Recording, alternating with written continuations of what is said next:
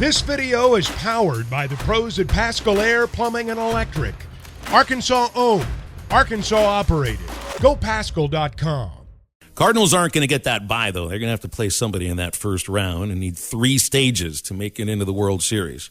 Let's talk some Cardinals with Grant Hall here on Halftime. He's good to give us some of his time on Wednesdays. Grant, were you up celebrating late last night to do the champagne toast after an NL Central championship? Well, it's always fun, isn't it? Guys getting to celebrate that way, and they actually kind of allowed people in to hear what they were saying inside a little bit. Of course, they knew that they knew it was being heard, but I didn't realize, Phil. I guess you did, but they're going to play a best of 3 series at home, right? I mean, all the games are in the home park against. I think it would probably either be Milwaukee or Philadelphia, looking at the standings in that first round. Yeah, you're right. The division champion with the worst record amongst the division champs. That's why I hate these new playoffs. I mean, I like the new playoffs because you get more playoff games now, but it's like trying to explain everything. It's like this, that, and the other, and figuring it all out. All right, so the Cardinals right now have the 4th best record in the National League, but they'll have a 3 seed because they're a division champion. And they'll play at home. Right now, they would host Philadelphia in 3 games. I mean, Philly scares me a little bit because they've got a couple of pitchers that can shut you down. They've got a lineup that can scare you too, especially if Bryce Harper is rounding into form. San Diego gave them some trouble too, so it's like, pick your poison. Well, I think I heard last night the Cardinals are 36-17 since August 1st, something like that. And so, playing with some confidence. By the way, I guess if St. Louis won the last 7 and Atlanta and New York both lost the last 7, there would be a 3-way tie. But maybe, does Atlanta play the Mets anymore between now and the end of the year? Because they're in a flat-footed tie right now. I love how you're holding out hope to still get that second seed. Drew tried to do that with me with the Pirates. Yeah, they win every game left, and I forget who it was that lost every game. They would still end up making it in there. When it comes to the Cardinals, you're still carried by three players offensively. And that scares me sometimes with the team because I've seen this before where, maybe not all 3 of them, Pujols, Goldschmidt, Arenado, go into a slump all at the same time. It's kind of rare. At least one of them is hitting. But this hasn't been a lineup that's clicked on all cylinders too often this year. And they're going to need at least 2 of those guys, I think, to be on. And you know what it's like in the postseason. I mean, you're facing the best teams. You're not facing the Pirates. You're not facing the Cubs or the Reds. You're not able to beat up on your own division like the Cardinals have. And I think there might be a couple of pitching staffs out there that when they get rolling, that they could shut them down. Or do you think that these 3 guys, that there's actually a supporting cast that can help them out if somebody, if Goldschmidt has an offer here or there? Yeah, I mean, you're going to need an infusion of maybe Donovan or Carlson, someone who hasn't been hitting so much lately. Maybe, you never can tell in a short series. The other thing, Phil, with the pitching, they've got some days now to line that thing up how they want it. Michaelis was very good last night. St. Louis people seem to think he's going to be the first pitcher and then maybe go with a left-hander in game 2. Wainwright has said that he's had a dead arm lately, and I think that's probably a big key for them. But it's not like the Mets. If you're looking at DeGrom, or you're looking at Scherzer, maybe pitchers that people fear. I don't know that any Cardinals starter strikes fear in an opposing lineup right now, but they've kind of cobbled it together with these 2 new guys they've gotten down the stretch, and that's at least worked for a division.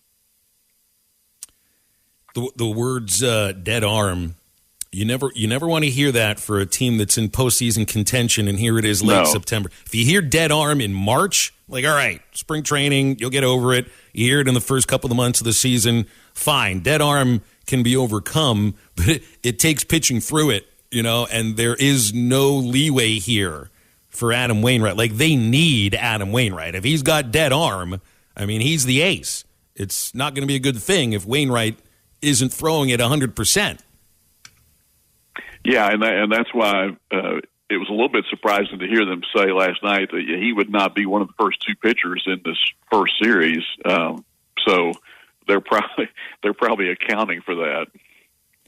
Let me ask you about like this. Is this it? Is this like the last chance, for this group to get back to the World Series? I mean, Pujols hasn't been here for the last 11 years, but it still feels like it a little bit, almost like he never left because he's still hitting like he did when he first came up with St. Louis. You got Goldschmidt signed, you got Arenado, Wainwright might come back, but, Pujols isn't coming back. Molina's retiring when the season is over, and it isn't necessarily like, the guys behind them have been lighting the world on fire. I know the Cardinals have an interesting minor league system, but I kind of wonder, this is the year, like this is the chance. Yeah, they were saying last night they like their young players. A big question is who's going to be the catcher next year. Kistner hit his third home run of the season last night to break. I think it was over 22 or something. He's been a little bit better lately, but yeah, this is sort of the end of an era, and I think Wainwright will come back, or maybe I don't know what he's going to do. Maybe this arm thing changes his thinking, but you're right. It's at least the last best chance for these guys, and then. Really, the Cardinals probably have 5 Hall of Famers when you think about those 3 plus Arenado and Goldschmidt. I mean, do you agree with that, Phil? Are those guys on track to make the Hall of Fame if they keep on doing what they're doing? Probably so. Yeah. I think if you were going to project out the rest of Goldschmidt and Arenado's careers, and I mean, they're still at the apex. I wouldn't say on the way down the way that they've been playing this season, but yeah, I think so. I think Wainwright's got a great case too. I wonder about moving forward for the franchise without Molina. Like, I'm trying to rack my brain about some of the great catchers in recent history and what's happened to those teams once those catchers have either retired or moved on to other teams. I mean, the Giants haven't necessarily been world beaters since Buster Posey retired, right? The Reds after Johnny Bench, it took them a while to get back to the postseason after Bench, first of all, stopped playing catcher and then retired. And I'm sure there are other examples of this too, but you can't, you say, so Kisner's offense and all of like that, but I mean, Yadier Molina is one of the greatest, if not the greatest defensive catcher of all time. You cannot replace that. Well, the Cardinals like to stay within their system as much as possible, but I do wonder if they'll make a trade, that way before next season. I mean, they most certainly definitely could, Grant. It's going to be interesting to see what the new look Cardinals are going to look like without those guys that have been staples. I mean, yes, we know what Albert looked like away from St. Louis. You know what St. Louis looked like there, but you had Yachty, you had Wainwright. It's going to be interesting to see this new era of St. Louis Cardinal baseball. Elsewhere in baseball, Aaron Judge still sitting at 60, went 0 for 1 yesterday with 4 walks. Do you think he gets to it? He's really, after having, I think, a good stretch of about 10 in a couple weeks, he's really slowed down here as of late with only a week or 2 left to go in the season. Yeah, it's interesting when Pujols got to 699, he hit his 700th on the next at bat, so he didn't have to think about it very long. Judge is having to think about this thing. Last night was game number 154, so purists would say, well, he didn't do it in the number of games that. Ruth hit 60 and obviously 154, and then it took Maris 162 to get 61. But that is, we're talking about the American League record, so it's a big deal. And, I hope he gets it. I mean, he seems to be a good guy, right? Mm-hmm. Oh, I think so. And he seems to be doing it the right way, which especially when we talk about home runs, there's so many asterisks, so many black marks in baseball that when a guy does it the right way, it feels more respectable. And it feels like Aaron Judge is doing that. And you bring up Pujols with the 700, which is actually the more remarkable accomplishment, being only the 4th guy to hit 700 home runs in all of baseball history, or being only the 3rd person to hit 60 in American League baseball?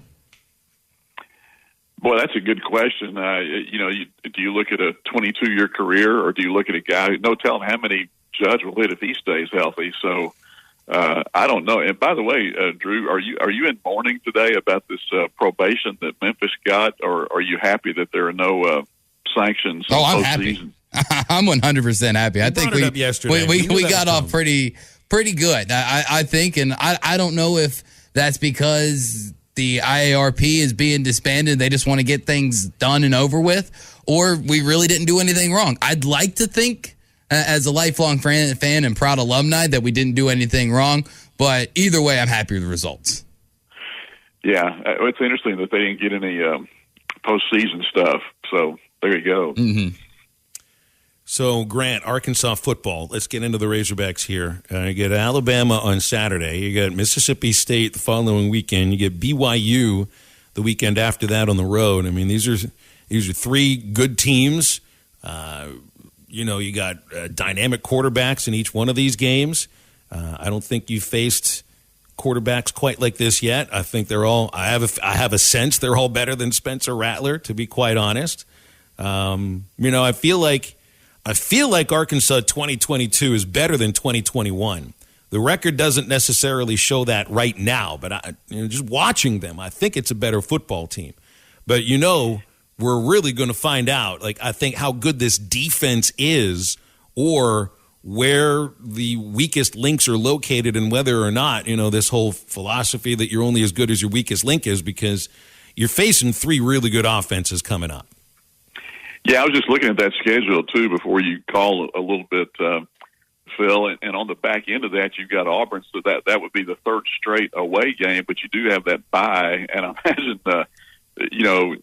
buys are welcome anytime. But this week, Arkansas is a 17-point underdog.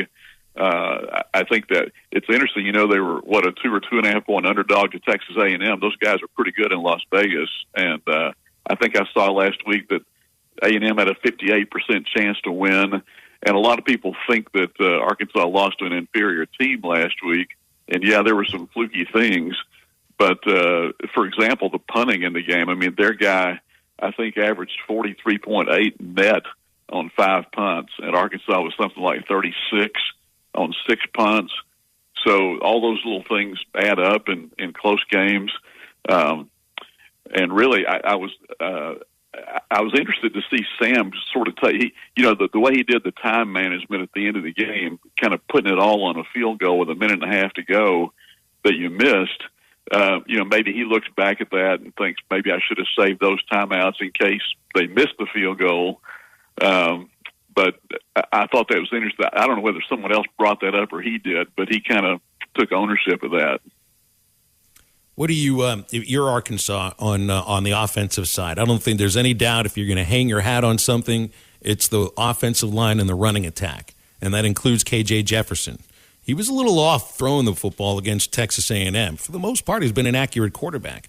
On the defensive side, what does this team hang their hat on? What are they best at right now?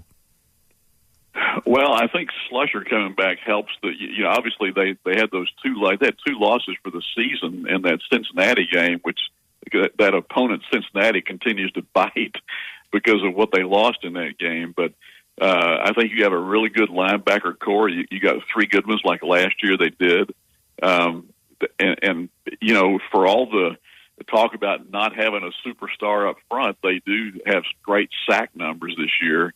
So they're going to have to cobble that together, and on offense, same way. I mean, I think I saw today that Jefferson is averaging 16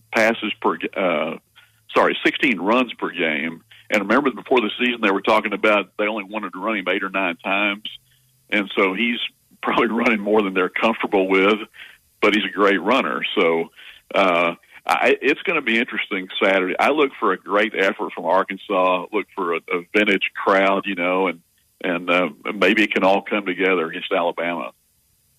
I mean, you're sick of losing to this team. There's no doubt. I mean, they just beat Vanderbilt for their 23rd consecutive time. I think Bama's got a long winning streak against Tennessee too. Like this losing streak has to end at some point. It might as well be on a CBS telecast in front of a home crowd where you got this high expectations for your football team. It might as well be this year. Like, this feels like the best opportunity, doesn't it? Yeah, and it's going to be a great day. I was looking at the October 1st thing. You know that typically Arkansas would play Texas in the third week of October back in the day, and the leaves were beautiful. You know, and that was when Alabama always played Tennessee. So it's a little different now. But this will do. I mean, and it's maybe a little bit more hotter than some people would like to see, but it should be a good weather day. So, guess thankful for that in light of what's happening with the hurricane and some of the schools not being able to play. Yeah, no doubt about that. Well, we appreciate you hopping on and talking Cardinals and Razorbacks with us, Grant. It's always fun. See you Saturday at Razorback Stadium. Thank you. BetOnline is the fastest and easiest way to wager on all your favorite sports, contests, and events with first-to-market odds and lines. Find reviews and news for every league, including Major League Baseball, NFL, NBA, NHL, combat sports, esports, and even golf. BetOnline continues to be the top online resource for all your sports information, from live in-game betting, props, and futures. Head to BetOnline today or use your mobile device to join today and make your first sports bet. Use our promo code BELIEVE50 to receive your 50% welcome bonus on your first deposit. That's BELIEVE, BLEAV 50. That's BELIEVE, BLEAV 50. Bet online, where the game starts.